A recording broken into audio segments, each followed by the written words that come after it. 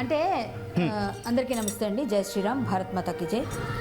నేను టార్గెట్ అంటే వాడు నా పేరు తీయడానికి ఇప్పటికే భయపడుతున్నాడండి. ఆల్రెడీ బత్తాయిలు ఆరెంజ్ సాఫ్రాన్ అన్నాడంటేనే మేము ఆల్రెడీ బీజేపీ నేత అని వాడికి తెలుసు, హిందుత్వవాదిని తెలుసు.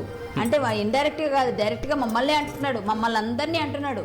కాకపోతే పేరు తీయట్లేదు, ఎందుకంటే నా పేరు తీయడానికి వాడికి భయం. ఎందుకు భయం అంటే ఆల్రెడీ ఎన్ని కేసులు పడుతున్నాయి, ఏ విధంగా ఉన్నప్పుడు ఇంకొక కేసు పడుతుందేమో అని తీయట్లేదు, అంతే తప్ప డైరెక్ట్గా చెప్తున్నాడు. రాముడి పేరు చెప్పుకొని ఇవన్నీ చేస్తున్నారు. ఎవరండి రాముడి పేరు చెప్పి చేస్తున్నారు? వాడికి ఏదో కళ్ళకు వచ్చాడంట ఆంజనేయ స్వామి. నాకైతే మాత్రం నాకు రామ పరివారం అంతా కళ్ళకు వచ్చి, ఆంజనేయ స్వామి నీకు శక్తినిస్తున్నా, నువ్వు ఖచ్చితంగా వాడి కుప్పుగెంతులన్నీ కూడా అసలు వాడు ఆడుతున్న ఆటలన్నీ ఆట కట్టాలంటే వాడు అంటే ఎలాగైనా సరే వాడు ఆట కట్టించాలి అంటే ఒక ఆడపిల్లనే కన్ఫామ్గా మాట్లాడడానికి సరిపోతుందని నాకే శక్తినిచ్చి నాకు కేసు పెట్టేటట్టు శక్తినిస్తేనండి నేను కేసు పెట్టా. నాకు ఎప్పుడు రోజు కనిపిస్తారండి స్వామి, రోజు కనిపిస్తారు. ఆంజనేయ స్వామి అంటే రాముడు కృష్ణుడు అందరూ కనిపిస్తారు. అమ్మవారి ఆయనకి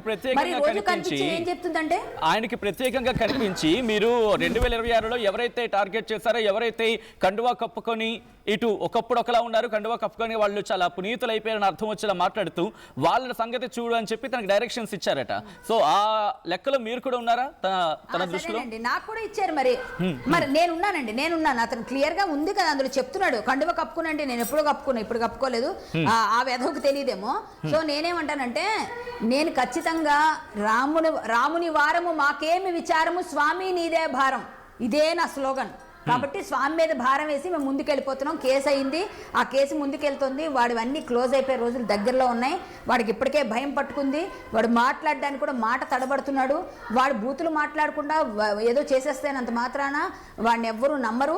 వాడు ఎంత వెధవో ఎంత రోగో అందరికీ అర్థమైపోయింది. వాడు ఒక సోషల్ మీడియా టెర్రరిస్ట్లా తయారయ్యాడు.